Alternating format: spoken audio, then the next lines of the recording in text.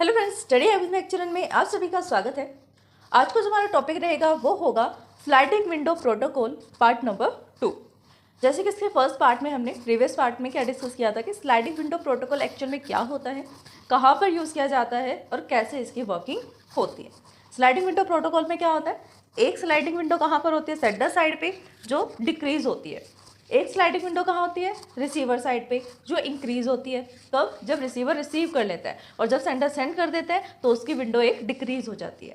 इसी तरह से हमने टॉपिक डिस्कस किया था कि कैसे काम कर रहे हैं, उसी के सेकंड पार्ट को हम यहाँ पे डिस्कस करने जा रहे हैं। तो चलिए फटाफट से वीडियो को स्टार्ट करते हैं और देखते हैं स्लाइडिंग विंडो प्रोटोकॉल का सेकेंड पार्ट। देखिए यहाँ पर क्या लिखा हुआ कि फॉर द रिसीविंग एंड। अब जैसे हमें पता लग गया कि जब हम रिसीविंग एंड की बात करेंगे तो रिसीविंग एंड पे स्लाइडिंग विंडो का साइज क्या होगा, इंक्रीज होगा, राइट। और रिसीवर साइड पे जब इंक्रीज होगा तो सेंडिंग साइड पर एक डिक्रीज होगा।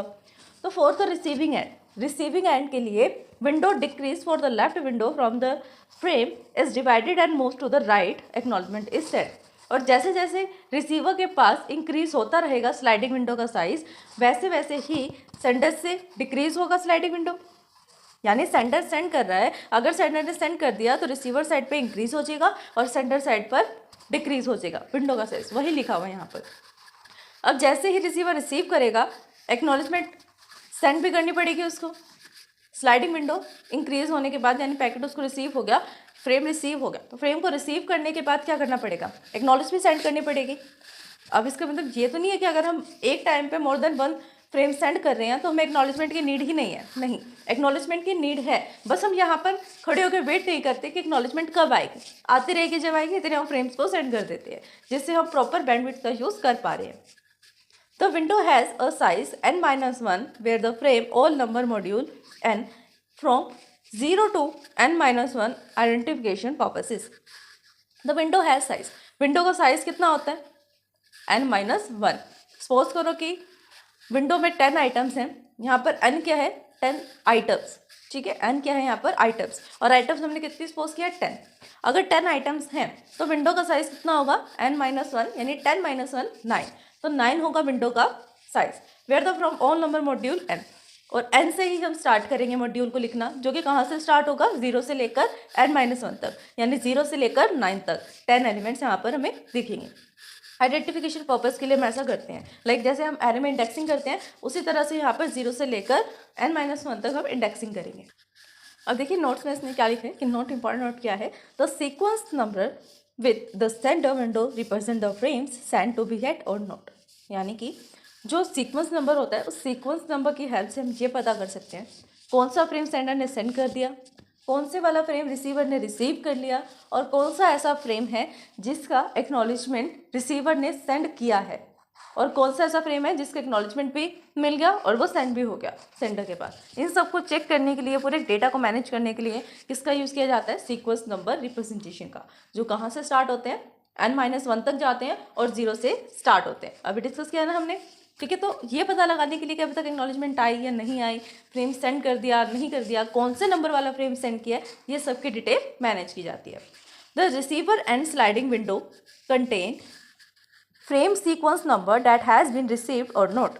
अब यहाँ पर देखिए, ये तो थी सेंडर साइड की बात कि सेंडर ने कौन से वाला फ्रेम सेंड किया है और कौन सा नहीं किया, और किसकी एक्नॉलेजमेंट उसे मिली है किसकी नहीं मिली, ये तो थी बात सेंडर साइड की।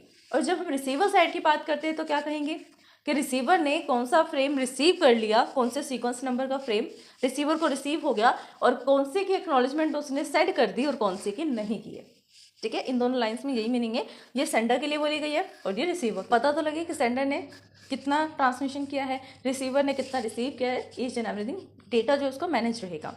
It is also possible that some frame destroys accidentally in the Midway.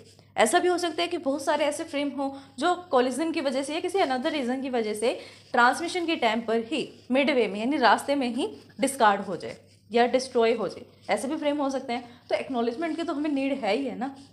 It is also possible कि वो डिस्ट्रॉय हो जाए, तो हमें कैसे पता लगेगा कौन सा फ्रेम चला गया, कौन सा एक्चुअल में कम्प्लीटली रिसीव कर लिया है रिसीवर ने। और एक्नॉलेजमेंट तो हमें चाहिए, सेंडर को एक्नॉलेजमेंट तो चाहिए ना, चाहे लेट ही सही, लेकिन लेट भी कितना, एक पर्टिकुलर टाइम पीरियड के अकॉर्डिंग। अगर उससे लेट होगा तो सेंडर दोबारा से सेंड करना स्टार्ट कर देगा, जिससे क्या होगा, मेमोरी फुल हो जाएगी।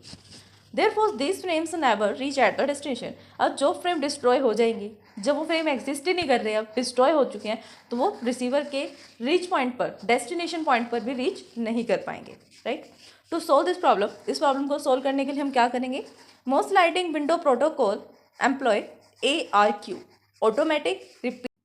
अब देखिए जो ये ARQ रिक्वेस्ट है, ये हम किसके लिए जनरेट करते हैं, ARQ रिक्वेस्ट जनरेट की जाती है to most sliding window protocol के प्रॉब्लम को सोल्व करने के लिए।